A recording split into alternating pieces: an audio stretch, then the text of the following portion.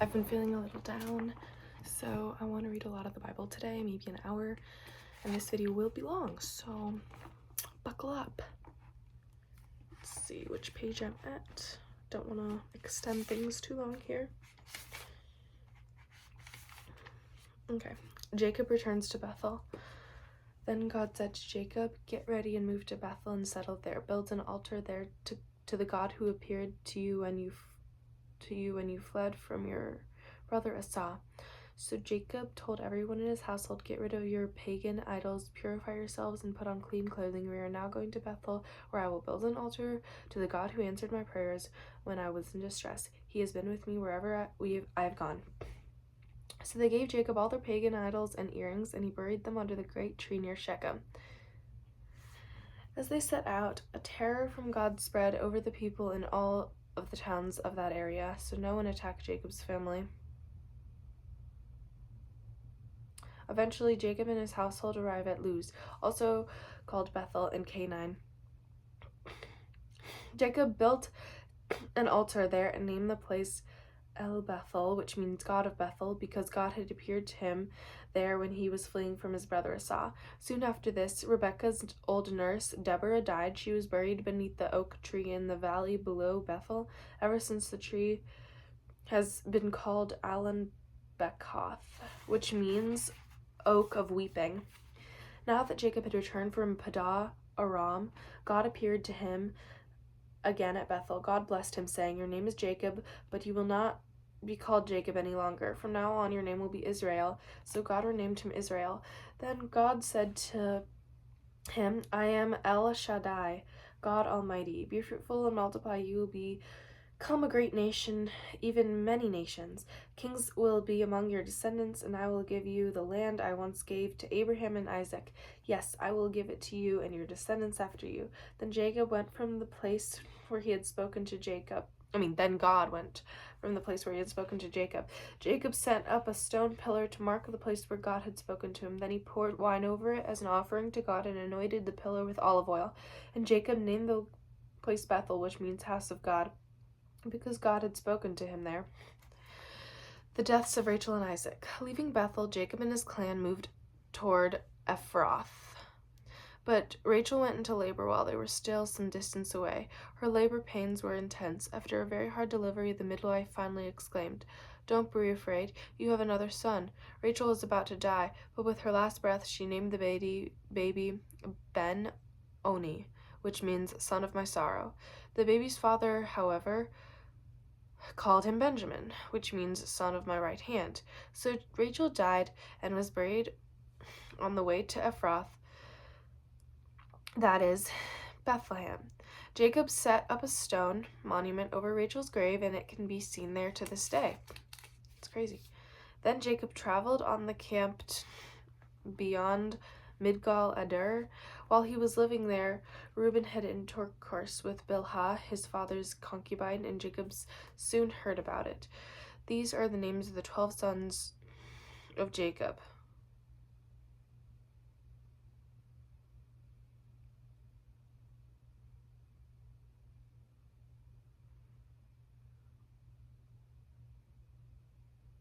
Okay, the sons were Leah.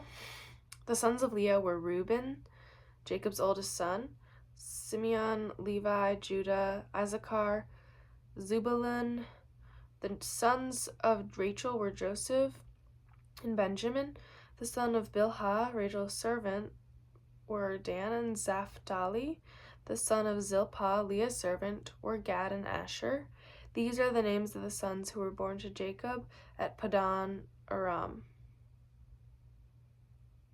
So Jacob returned to his father Isaac in Mamre, which is near Kiriath Arba, now called Hebron, where Abraham and Isaac had both lived as foreigners. Isaac lived for 180 years, then he breathed his last and died at a ripe old age, joining his ancestors in death, and his son Esau and Jacob buried him. All that she wants is another baby. She's gone tomorrow. Okay, so I'm a little confused. Who had intercourse with who? Does that mean Jacob also had some kids. It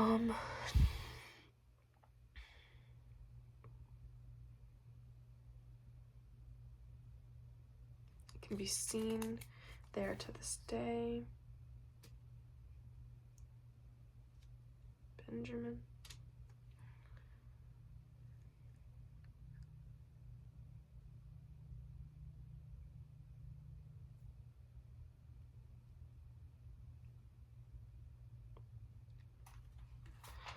Okay.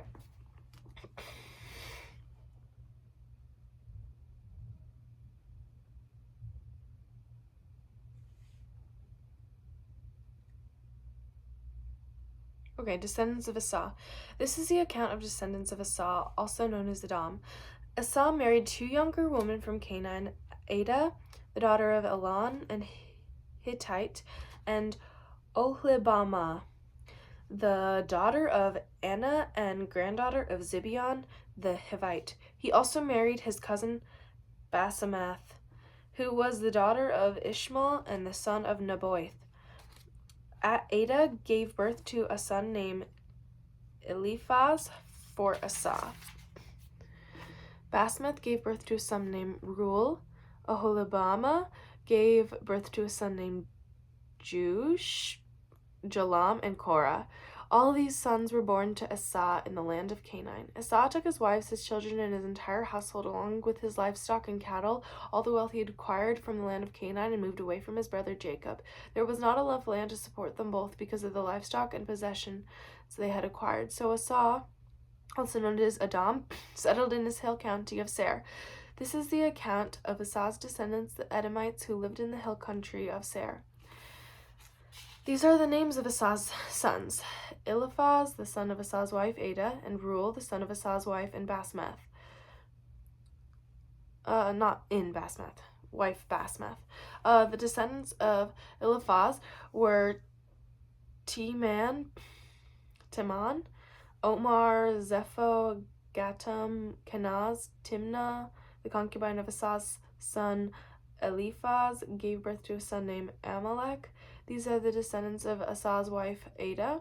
The descendants of Reuel were Nahath, Zerah, Shema, and Mizah. These are the descendants of Esau's wife Basemath. Esau also had sons through Oholibamah. Okay.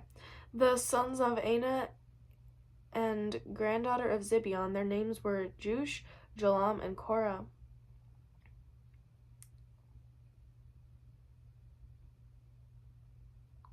These are the descendants of Esau who became leaders of various clans. The descendants of Esau's oldest son Eliphaz became the leader of the clans of Teman, Omar, Zepho, Kenaz, Korah, Gatam, and Amalek. These are the clan leaders in the land of Edom who descended from Eliphaz. All of these were descendants of Esau's wife Adah. The descendants of Esau's son Reuel became the leaders of the clans of Nahath, Zerah, Shema, and Mizah. These are the clan leaders in the land of Edom who descended from Reuel. All these were descendants of Esau's wife Basemath. The descendants of Esau and his wife Oholibamah became the leaders of the clans of Jeush, Jalam, and Korah. These are the clan leaders who descended from Esau's wife Oholibamah, the daughter of Anna. These are the clans descendants from Esau, also known as Edom, identified by their clan leaders. Original people of Edom. There are names of the tribes that descended from Seir the Horite. They lived in the land of Edom: Latan, Shrabal, Zibeon, Anah, Dishon, Ezer, and Dishan. These were the Horite clan leaders, the descendants in Seir who lived in the land of Edom. The descendants of Lotan were Hori and Hemam. Lotan's sister was named Timnah. The descendants of Shobal were Alvin, Manahath, Ebal, Shepho, and Onam. The descendants of Zibeon were Aya and Anna. This is the Anna who discovered the hot spring in the wilderness while he was grazing his father's donkey. Oh, it's a boy's name. The descendants of Anna were his sons Dishan and his daughter Oholibamah. The descendants of Dishan were Hemdan, Eshban, Ithran, and Keran. The descendants of Ezra were Bilhan, Zavan, and Akan. The descendants of Dishan were Uz and Aran. So there were the leaders of the Horite clans, Lotan, Shobal, Zibeon, Anna, Dishan, Ezer, and Dishan. The Horite clans named them after their clan leaders who lived in the land of Ser. Rules of Edom. These are the kings who ruled the land of Edom before any king ruled over the Israelites. Bela, son of Bor, who ruled in Edom from his city of Dinahaba. When Bela died, Jobab, son of Zerah from Basra, became the king in his place. When Jobab died, Husham from the land of the Temanites became the king of his place. When Husham died, Hadad, son of Bedad, became king of his place and ruled from the city of Avith. He was the one who defeated the Midianites in the land of Moab. When Hadad died, Samlah from the city of Masrekah became king in his place. When Samlah died, Shaul from the city of Rehoboth on the river became king of his place. When Shaul died, Baal-Hanan, son of Akbor, became king of his place. When Baal-Hanan, son of Akbor, died, Hadad became the king in his place and ruled from the city of Pa. His wife Mehetabel, the city of Matred, and granddaughter of Mezahab. These are the names of the leaders of the clans descended from Asa who lived in the place named for them: Timnah, Alva, Jeheth,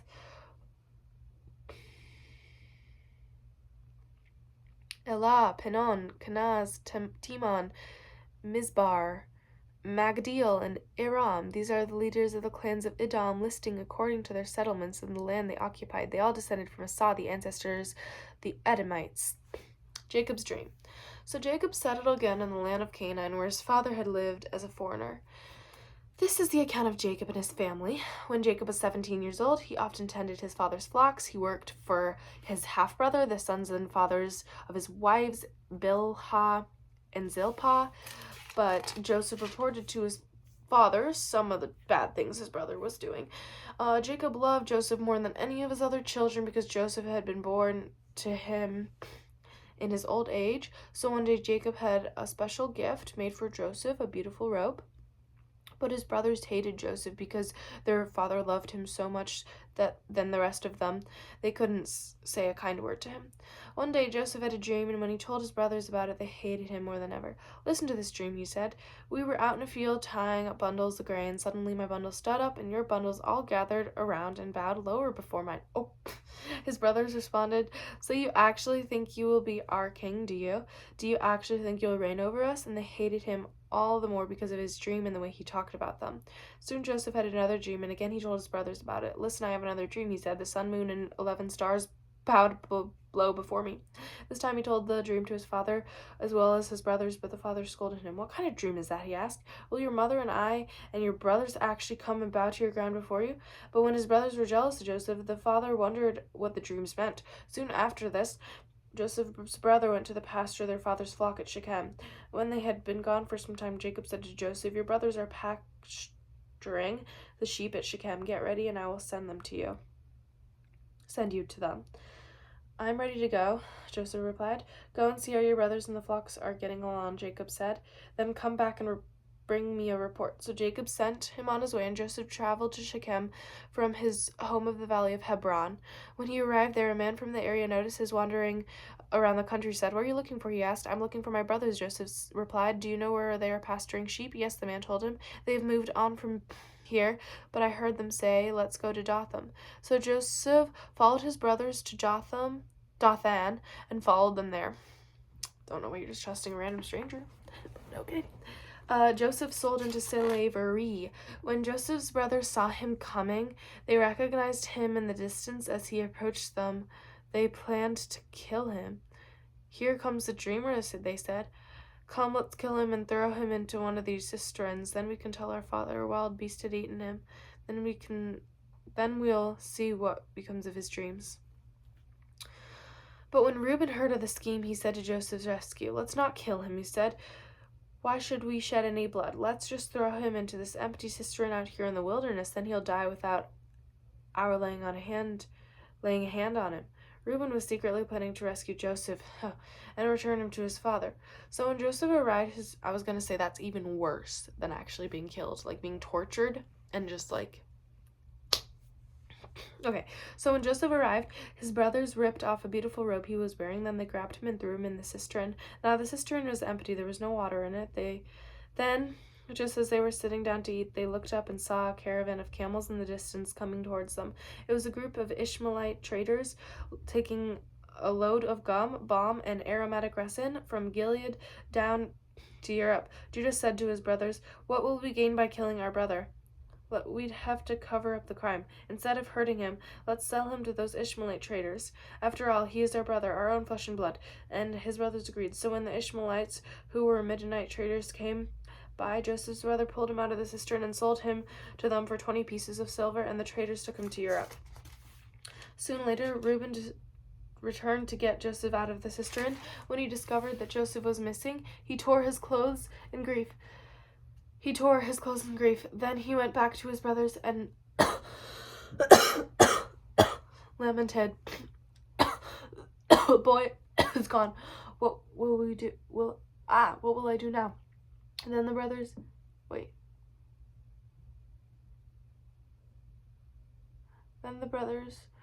killed a young goat and dipped Joseph's robe in its blood. They sent the beautiful robe to their father with a message, "Look what we found. Doesn't this robe belong to your son?" Their father recognized it immediately. "Yes," he said, "it is my son's robe. A wild animal must have eaten him. Joseph has clearly been torn to pieces." Then Jacob tore his clothes and dressed himself in burlap. He mourned deeply for his son for a long time. His family all tried to comfort him, but he refused to be comforted. "I will go to my grave mourning for my son," he would say, and then he would weep. Meanwhile, because he really wants to see his son's own grave. Meanwhile, the Midianite traders arrived in Egypt, where they sold Joseph to Potiphar, an officer of the Pharaoh, the king of Egypt. Potiphar was the captain of the palace guard. Judah and Tamar. About this time, Judah left home and moved to Adullam, where he stayed with a man named Hira. There he saw a Canaanite woman, the daughter of Shua, and he married her. When he had kids with her, she gave birth to a son, and he named the boy Then she became pregnant again and gave birth to another son, and she named him Onan. And then when she was giving birth to her third son, she named him Shelah. At the time of Shelah's birth, they were living at Kezib. In the course of the time, Judah arranged for the firstborn son to marry a young woman named Tamar. But was a wicked man in the Lord's sight, so the Lord took his life. So is just gone like that. Then Judah said to Er's brother Onan, "Go and marry Tamar, as our law requires. Of a brother of a man who has died, you must produce an heir for your brother." Interesting law. But Onan was not willing to have a child who would not be his own heir. So whenever he was intercourse with his brother's wife, he spilled the semen from the ground. This prevented her from having another child who would belong to his brother. But the Lord considered it evil for Onan to deny a child to his dead brother, so the Lord took Onan's life too. Then Judah said to Tamar, his daughter-in-law, "Go back to your parents' home and remain a widow until my son Shelah is old enough to marry you." But Judah didn't really intend to do this because he was afraid Shelah would also die, because he was afraid Shelah went back to just like his two brothers. So Tamar went back to live in her father's home. Some years later, Judah's wife died. After the time of mourning was over, Judah and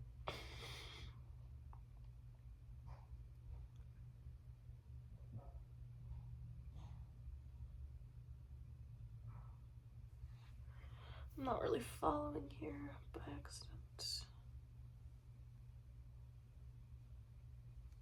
Okay. Hira and Adullamite went up to Timnah to supervise the shearing of sheep. Someone told Tamar, "Look, your father-in-law is going to Timnah to shear sheep." Tamar was aware that Shelah had grown up, but no arrangements had been made for her to come and marry him, so she changed out of her widow clothes and covered herself with a veil to disguise herself. Then she sat by the sides of the road at the entrance of the village to Naim, which is the road of Timnah. Judah noticed her and thought she was a prostitute since she was covering her face. So he stopped and propositioned, "Let me have with you," he said, not realizing that she was his own daughter-in-law. "How much will you pay to have with me?" Tamar asked. "I'll send you a young goat from my flock," Judah promised. "But what will you give me to guarantee that you will send the goat?" she said. "What kind of guarantee do you want?" he replied. She answered, "Leave me your identification seal and its cord and walking stick you're carrying." So Judah gave them to her. Then he had intercourse with her, and she became pregnant. Afterwards, she went back home, took off her veil, and put on a widow's clothing as usual. Later, Judah asked his friend Hira and Adullamite to take the young goat to the woman and pick up the things he had given her as a guarantee, but Hira couldn't find her. So he asked the men who lived there, "Where can I find the shrine prostitute who's sitting beside the road at the entrance to Naim?" "We've never had a shrine prostitute here," they replied. So Hira returned to Judah and told them I couldn't find her anywhere, and the men of the village claimed they had never had a shrine prostitute there. Then let's keep looking for her. Then let her keep the things I gave her. Judah said, "I sent the young goat as we agreed, but you couldn't find her. We'd be the laughingstock of the village if we went back to look for her." About 3 months later, Judah was told, "Tamar, your daughter-in-law, has acted like a prostitute now. Because of this, she's pregnant. Bring her out and let her be burned," he demanded. But as they were taking her out to kill her, she sent this message to her father-in-law: "The man who owns these things made me pregnant. Look closely. Whose shield and cord and walking stick are these?" Judah recognized them immediately and said, "She is more righteous than I am, because I didn't arrange for her to marry my son Shelah." And Judah never slept with Tamar again. Oh my God. How does that make her? Okay. When the time came for Tamar to give birth, it was discovered that she was carrying twins. When she was in labor, one of the babies reached out its hand, the midwife child's wrists, announcing, "This one came first." And then he pulled back his hand and then came out his brother. "What?" the midwife exclaimed. "How did you break out first?" So he's named Perez. The baby with the scarlet string on his wrist was born, and he was named Zerah. Joseph in Potiphar's house.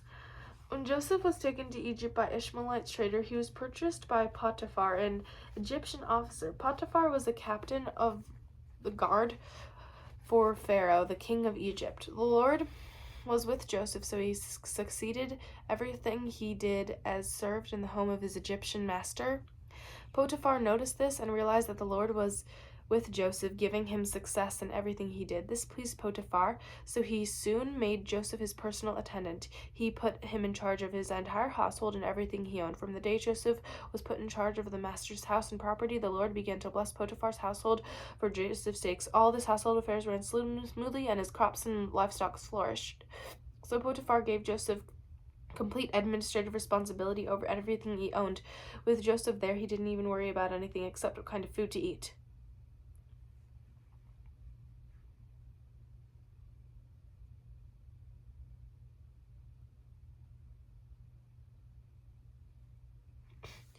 Okay.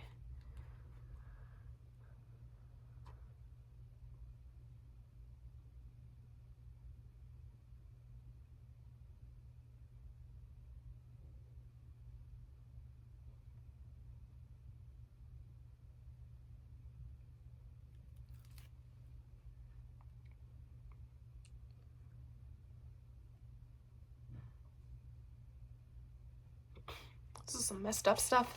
Okay, Joseph was very handsome and well-built young man, and Potiphar's wife began to look at him lustfully. "Come and sleep with me," she demanded. Oh, jeez. But Joseph refused. Look, he said, my masters trust me with everything in the household, so no one here has more authority than I do. He has held back nothing from me except you, because you are his wife. How could I do such a wicked thing? It would be a great sin against God.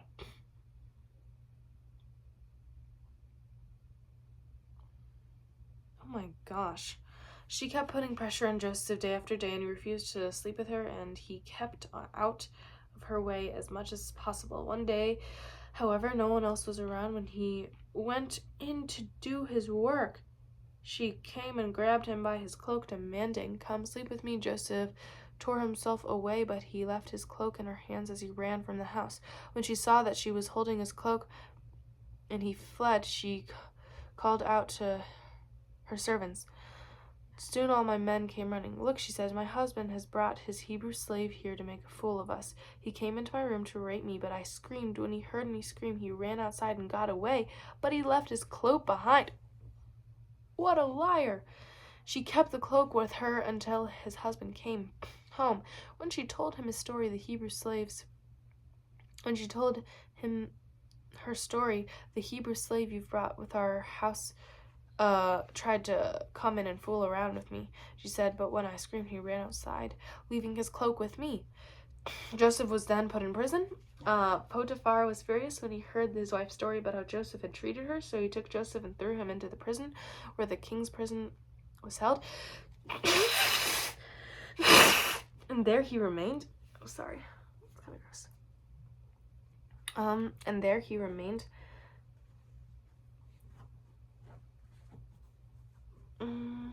But the Lord was with Joseph and in the prison and showed him his faithful love. And the Lord made Joseph a favorite with the prison warden. Before long, the warden put Joseph in charge of all the other prisoners. What type of jail is that? And over everything that happened in the prison. The warden had no more worries because Joseph took care of everything. What? Wait, there's like this one movie called, oh my gosh, I can't remember what it's called, but it's like this one guy kind of starts to run the whole jail, and it's kind of funny. Or he doesn't actually run it, but he ends up like killing the warden, and he sneaks out of the jail. It's a really popular movie. I just can't remember the name. Kind of reminds me of this. Okay, Joseph interprets 2 dreams. Sometime later, Pharaoh's chiefs, cupbearer and chief baker, offended their royal master. Pharaoh became angry with the 2 officials, and he put them in the prison where Joseph was, in the palace of the captain of the guard.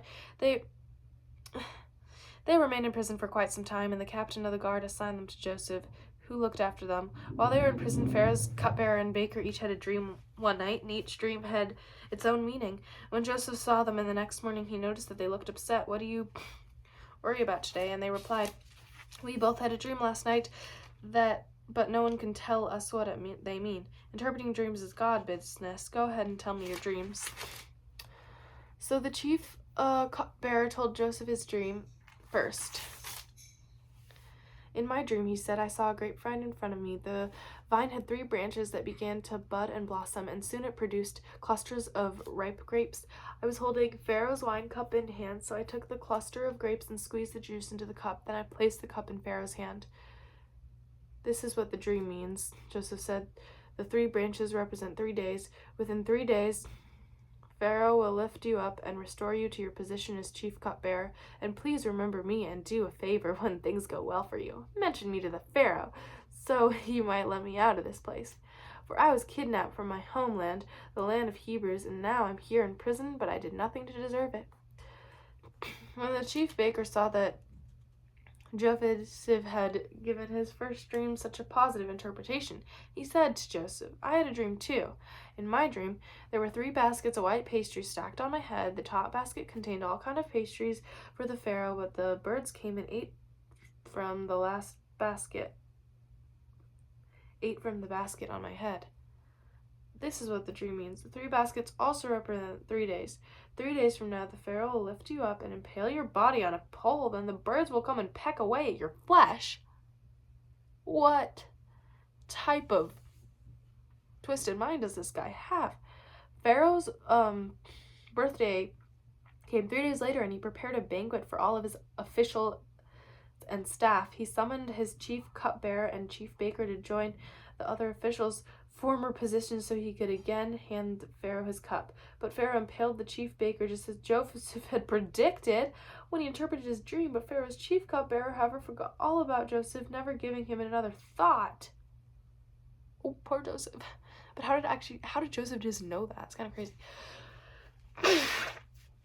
All that she wants is a baby. She's gone tomorrow, boy. I just put up this new poster. And it was only $5 online. So it was pretty nice. And it came with like the clipping stuff to hang it up. Okay, anyways. I'm a little distracted there.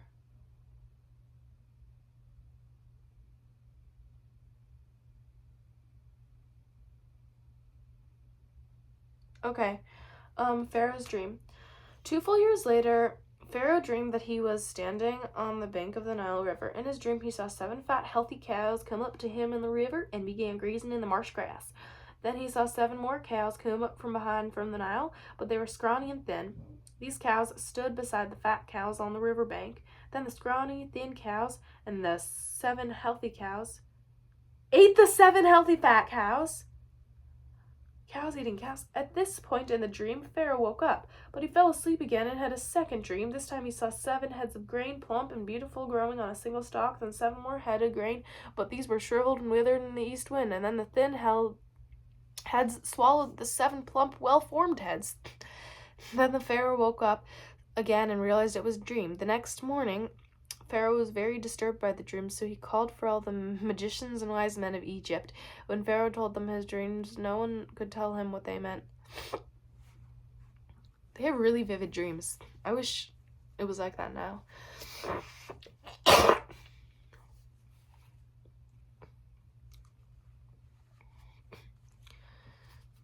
Okay, sorry, that's actually disgusting. I probably shouldn't be doing this on camera, but I have to finish this.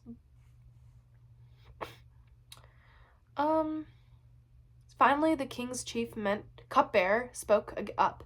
Today I have been reminded of my failure, he told the Pharaoh. Some time ago, you were angry with the chief baker and me, and you imprisoned us in the palace of the captain of the guard. One night, the chief baker and I had a dream. Each dream had its own meaning. There was a young Hebrew man with us in the prison who was a slave of the captain of the guard. We told him our dreams, and he told us what each of our dreams meant, and everything happened just as he had predicted. I was restored to my position as cupbearer, and the chief baker was executed and impaled on a pole. Pharaoh sent for Joseph at once, and he quickly brought him from the prison. As he shaved and changed his clothes, he went in and stood before the Pharaoh. Then Pharaoh said to Joseph, I had a dream last night, and no one here can tell me what it means, but I heard that when you hear about dreams, you can interpret it. It is beyond my power to do this, Joseph replied, but God can tell you what it means, and set it at your ease. So Pharaoh told Joseph, not Jacob, his dream. He said, I was standing up on the bank of the Nile River, and I saw 7 fat, healthy cows, blah, blah, blah, and then he saw 7 sick-looking cows, scrawny and thin, and they came up and ate each other, and I was most sorry-looking animals in all the land of Egypt. These thin, scrawny cows ate the 7 fat cows, and afterwards you wouldn't have known it, but they were still as thin as scrawny as before. Oh, they were still skinny. I didn't know that part. Okay. Then they woke up. In my dream, I also saw 7 heads of grain, full and beautiful, growing in size at the stalk of the Then 7 more heads of grain appeared, but these were blighted, shriveled, and withered by the east winds, and the shriveled heads swallowed the 7 healthy heads. I told these dreams to my magicians, but no one could tell me what they meant. Joseph responded, both of the Pharaoh's dreams mean the same thing. God is telling the Pharaoh in advance what he is about to do. The 7 healthy cows and the 7 healthy heads of grain both represent the 7 years of prosperity. The 7 thin, scrawny cows that came up later and the 7 thin heads of grain, withered by the east winds, represent 7 years of famine. This will happen just as I has described it. For God has revealed to the Pharaoh in advance what he is about to do.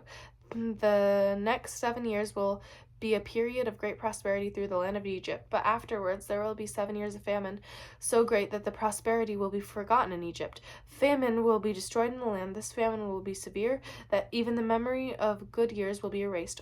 As for having 2 similar dreams, it means that these events have been decreed by God, and he will soon make them happen. Therefore, Pharaoh should find an intelligent and wise man and put him in charge of the entire land of Egypt. Then Pharaoh should appoint supervisors over the land and let them collect 1/5 of the crops during the 7 good years. Have them gather all the food produced in the good years that are ahead and bring it to the Pharaoh's storehouse. Store it away and guard it so there will be enough food in the city. That way there will be enough to eat for the 7 years of famine that will come to the land of Egypt. Otherwise, this famine will destroy the land. Joseph is then made the ruler of Egypt. Wow. I thought the Pharaoh was. I think that's how it works. Okay. Joseph's suggestions were well received by the Pharaoh and his officials. So Pharaoh asked his officials, "Can we find anyone else like this man who is obviously filled with the Spirit of God?" Then Pharaoh said to Joseph, "Since God has revealed the meaning of dreams to you, clearly no one else is as intelligent and as wise as you. You will be in charge of the court, and all my people will take orders from you. Only I, sitting on my throne, will have a rank higher than you." Okay, that makes sense. Pharaoh said to Joseph, "I hereby put you in charge of the entire land of Egypt." Then Pharaoh removed his signet ring from his hand and placed it on Joseph's finger. He dressed him in fine linen clothing and hung a golden chain around his neck. Then he had Joseph ride in a chariot reserved for his second in command. And wherever Joseph went, the command was shouted, "Kneel down to Pharaoh. Put Joseph in charge of all of Egypt." And Pharaoh said to him, "I am Pharaoh, but no one will lift a hand or foot in this entire land of Egypt without your approval." Then Pharaoh gave Joseph a new Egyptian name, Zaphanath-Paneah. He also gave him a wife. I don't think he should be allowed to do that. Named Asenath, who was the daughter of Potiphera, the priest.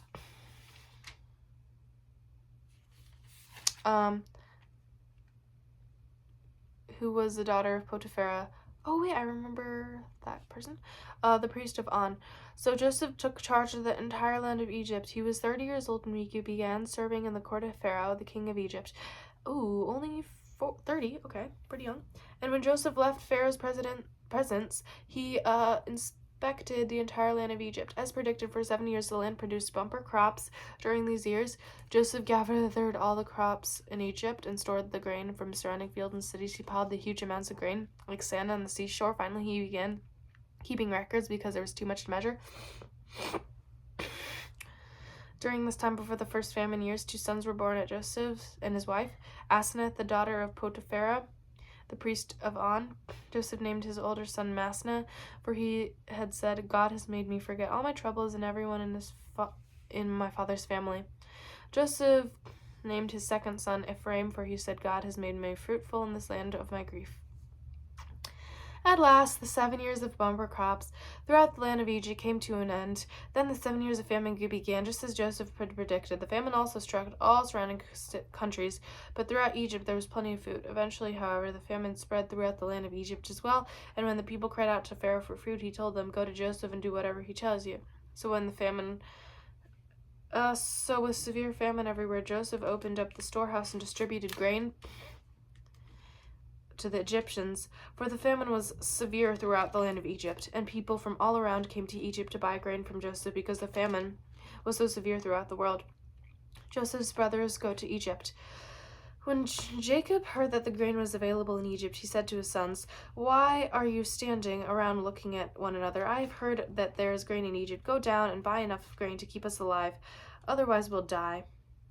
So Joseph's 10 older brothers went down to Egypt to buy grain. But Jacob wouldn't let Joseph's younger brother Benjamin go with him, for fear some harm might come with him.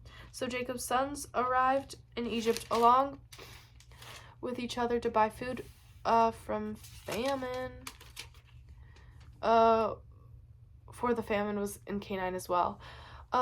Since Joseph was the governor of all of Egypt in charge of selling grain to the people, it was to him his brothers came too. When they arrived, they bowed before him with their faces to the ground. Joseph recognized his brothers instantly, but he pretended to be a stranger and spoke harshly to them. "Where are you from?" he demanded. "Oh, from the land of Canaan," they replied. "We have come to you." Although Joseph recognized his brothers, they didn't recognize him, and he remembered the dreams he'd had about them many years before. He said to them, "You are spies. You have come to see how vulnerable our land has become." "No, my lord," they exclaimed. "Your servants have simply come to buy food. We are all brothers, members of the same family. We are honest men, sir. We are not spies." "Yes, you are," Joseph insisted. "You have come to see how vulnerable our land has become." "Sir," they said, "there are actually 12 of us. We are your servants, are all brothers and sons of a man living in Canaan. youngest brother is back with our father right now, and one of our brothers is no longer with us." But Joseph insisted, "As I said, you are spies. This is how I will test your story. I swear by the life of the Pharaoh that you will never leave Egypt unless your youngest brother comes here. One of you must go and get your brother. I'll keep the rest of you here in prison. Then we'll find out whether or not your story is true. By the life of the Pharaoh, if it turns out that you don't have a younger brother, then I know you are spies." So Joseph put them in prison for 3 days. On the third day, Joseph said to them, "I am a God-fearing man. If you do as I say, you will live. If you really are honest men, choose one of your brothers to remain in prison. The rest of you may go home with grain for your starving family, but you must bring your youngest brother back to me. This will prove that you are telling the truth, and you will not die." To this they agreed. Speaking among themselves, they said, "Clearly we are being punished because of what we did to Joseph long ago. We saw his anguish when he pleaded for his life, but we wouldn't listen. That's why we're in this trouble." "Didn't I tell you not to sin against the boy?" Reuben said. "But you wouldn't listen, and now we have answer for his blood." Of course they didn't know that Joseph understood them, for he had been speaking to them through an interpreter. But now he turned away from them and began to weep. While he was regaining his composure, he spoke to them again. Then he chose Simeon from among them, and had him tied up right before their eyes. Joseph then ordered his servants to fill up the men's sacks with grain. He also gave them secret instructions to return each brother's payment at the top of the sack. He also gave them supplies for their journey home. So the brothers loaded their donkeys with the grain and headed for home. But when they stopped for the night and one of them opened his sacks of grain in the donkey, he found money on top of the sack. "Look," he exclaimed from his brothers, "my money has been returned here in my sack." Then their hearts sank trembling. They each said to one another, "What has God done to us?" When the brothers came to their father Jacob in the land of Canaan, they told him everything that had happened to them. "The man who was the governor of land spoke very harshly to us. He accused us of being spies scouting the land, but we said we were honest men, not spies. We are 12 brothers and sons of one father. Our brother is no longer with us, and the youngest is at home with the father in the land of Canaan." When the man who was the governor of the land told us, "This is how I'll find out you are honest with me. Leave one of your brothers here and take a grain to your starving family and go home. But you must bring your youngest back to me. Then I will know you're an honest man and not a spy. Then I'll give you back your brother, and may trade freely in the land." And they emptied out their sacks there, and each man's sack was the bag of money he had paid for the grain. The brothers and their father were terrified when they saw the bags of money. Jacob exclaimed, "You are robbing me of my children. Joseph is gone, Simeon is gone, and now you want to take Benjamin too? Everything is going against me." Then Reuben said to his father, "You may kill my 2 sons if you don't bring Benjamin back to you. I'll be responsible for him, and I promise to bring him back." But Jacob replied, "My sons will not go down with you. His brother Joseph is dead, and he is all I have left. If anything should happen to him on your journey, you will send this grieving white-haired man to his grave." The brothers returned to Egypt. But the famine continued to ravage the land of Canaan. When the grain had...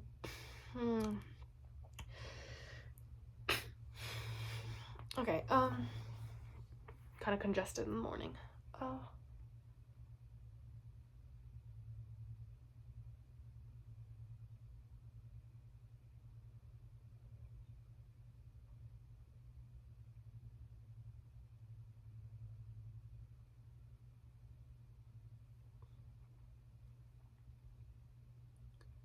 Wait.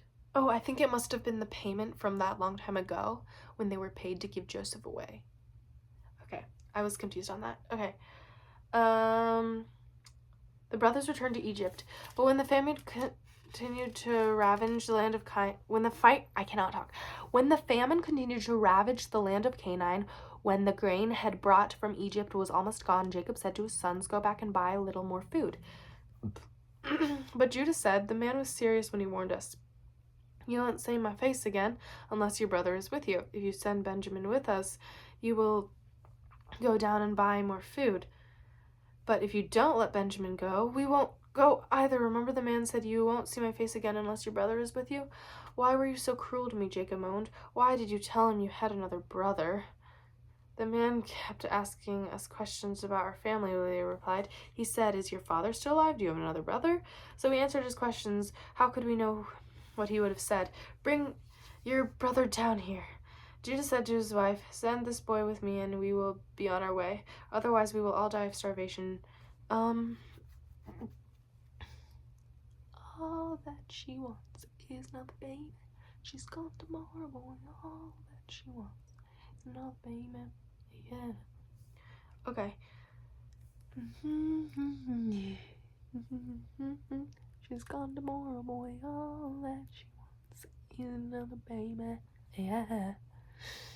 Okay. The man kept asking questions about her family. How could we know what he would say? Jacob said to his father, "Send the boy with me and we will be on our way. Otherwise we will all die of starvation, and no one, and not only we, but you and our little ones. I personally guaranteed his safety. You may hold me responsible if I don't bring him back with you. Then let me bear the blame forever. If we hadn't wasted all this time, we could have gone and returned twice by now." So their father Jacob finally said to them, "If it can't be avoided, then at least do this. Pack your bags with the best products of this land, take them down to the man as gifts. Bombs, honey, gum, pistachio nuts, almonds. Also take the double the money that was put back in your sacks, as it was probably someone's mistake. Then take your brother and go back to the man. God Almighty give your mercy as you go before the man, so that he will be released Simeon, and let Benjamin return."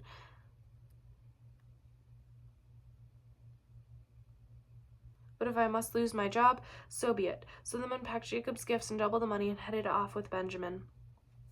They finally arrived in Egypt and presented themselves to Joseph. When Joseph saw Benjamin with them, he said to the manager of the household, "These men will eat with me this noon. Take them into the palace, get to slaughter an animal and prepare a big feast." So the men did as Joseph told him and took them into Joseph's palace. The brothers were terrified when they saw that they were being taken into Joseph's household. "It's because of the money someone put in our sacks last time we were here," they said.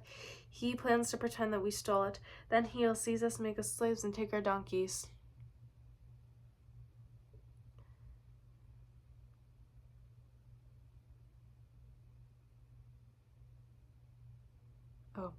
A feast at Joseph's place. The brothers approached the manager of the Joseph's household and spoke to him at the entrance of the palace. "Sir," they said, "we came to Egypt once before to buy food, but as we were returning home, we stopped the night and opened our sacks. Then we discovered that each man's money, the exact amount paid, was put on the top of its sack. Here it is. We brought back the money with us. We also have additional money to buy more food. We have no idea who put this money in our sacks." "Relax, don't be afraid," the household manager said. "Your God, the God of your father, must have put this treasure into your sacks. No, I received your payment." Then he released Simeon and brought him out to them. The manager then led the men into Joseph's palace. He gave them water to wash their feet and provided food for their donkeys. Then they were told what would be eating there, so they prepared their gifts for Joseph's arrival at noon. When Joseph came home, they gave him the gifts that they had brought him. They bowed below to the ground before him. After greeting them, he said, "How is your father, the old man you spoke about? Is he still alive?" "Yes," they replied, "our father, your servant, is alive and well," and they bowed low again. Then Joseph looked at his brother, Benjamin, the son of their mother.